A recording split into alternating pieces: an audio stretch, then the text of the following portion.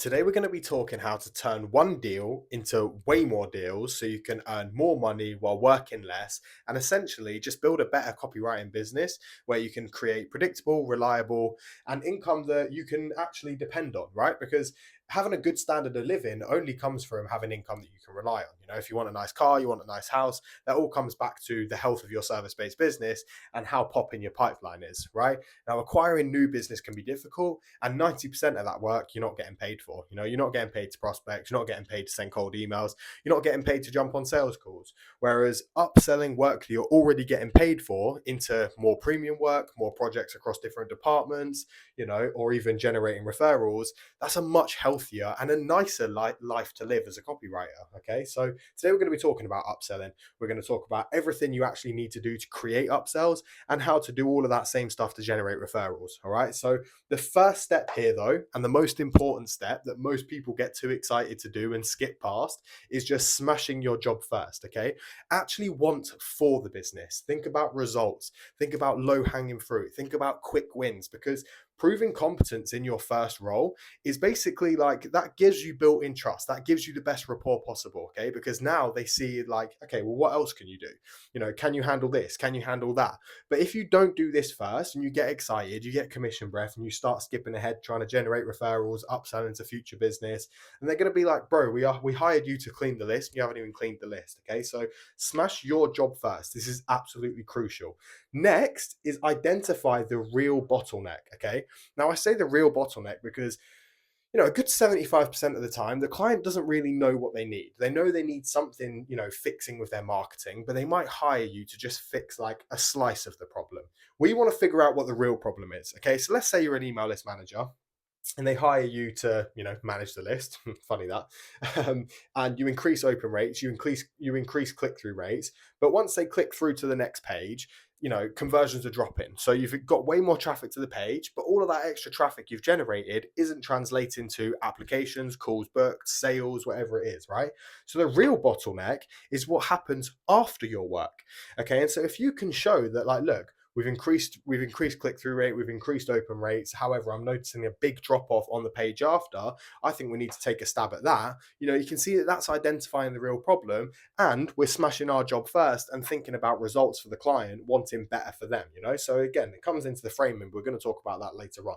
So if you can identify the real bottleneck and solve the bigger problem that they've actually got, then upsells become easy, and it's just the obvious next step rather than you trying to sell something. Okay, and the way we're going to make it that obvious next step is by turning the real bottleneck into a solvable opportunity. So rather than it being some huge risk that the client has to take, rather than it being some abstract, obscure idea, we want to section off a tiny bit of the real bottleneck and turn it into a solvable opportunity. So let's go with that same example.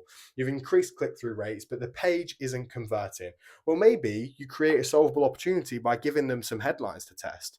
Maybe we want to talk about a new open. Maybe we need to include more results. So if you can say, look, we've increased click-through rate, however, conversions are dropping on the next page, I think we should test some new headlines, a fresh open, and include some more testimonials. All of a sudden, a problem is an opportunity, not just for you, but for the client.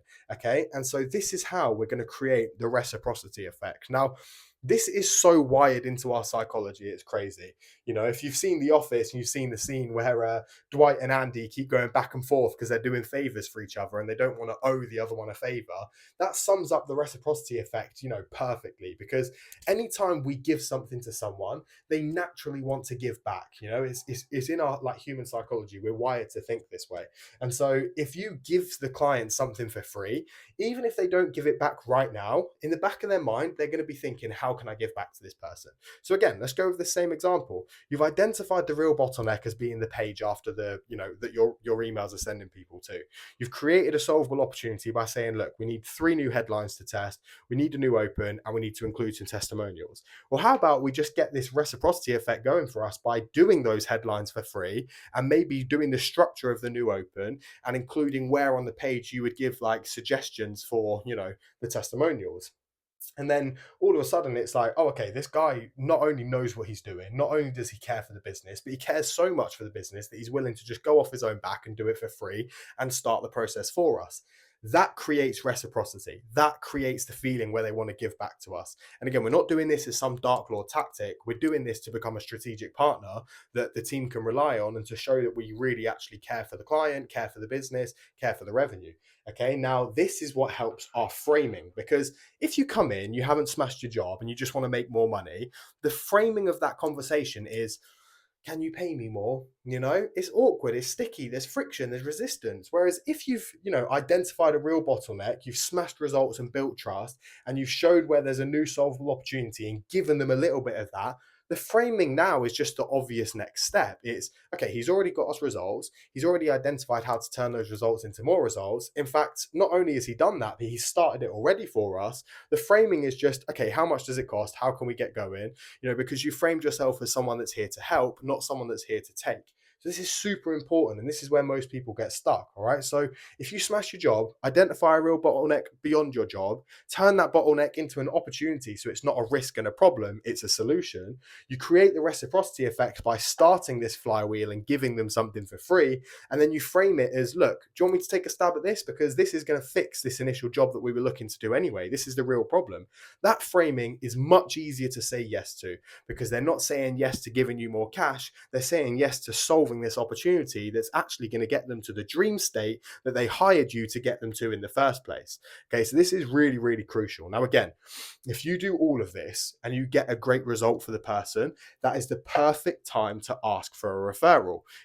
Hey man, notice that we increased open rates from X to Y, which increased click-through rates from Y to Z, and then conversion rates on the page skyrocketed. If you know anyone else that could benefit from this service, please let me know, and I'll happily throw you a finder's fee for making that connection. So the best time to ask for a referral is when the reciprocity effect is real, when you framed yourself as a strategic partner that wants for the business. Because again, no one's going to refer you to someone, like to their friend, to someone that they care about, if they think that you're this like sleazy salesman trying to take, because then that reflects badly on them. Whereas if you've done all of these things correctly, it's a no-brainer to refer you, because they want their friends to get the results that they've got. They want their friends to have the experience they've had. But again, they might even generate referrals for you without even doing it consciously, by just talking about how good you are. And the only reason they're going to talk about how good you are is because you've done step 1 to 5 perfectly. Okay, so this is exactly how to upsell clients. Okay, if you want more step-by-step stuff of how to do, the intricate action points for each point here, then feel free to just book a call in the link in the description, because this is everything that I build for my one-on-one copywriting coaching clients. And this is what's allowed them to get crazy results like the ones you're seeing on screen, taking 18-year-old to top 1% earners in their country, people upselling their clients and making thousands within the first week. So if you want the same thing, just book a call in the link in the description. But make sure you hit like and hit subscribe, because I'm going to be doing a bunch of breakdowns like this, and just pulling back the curtain and showing you everything you need to build a predictable, reliable and consistent copywriting business that can provide you with a great standard of living, so you never have to face the feast and famine cycle, and you can actually provide a good life for you and your loved ones. So again, shameless plug over. If you want to book a call, book it in, but make sure you hit like, hit subscribe, and I'll catch you in the next one.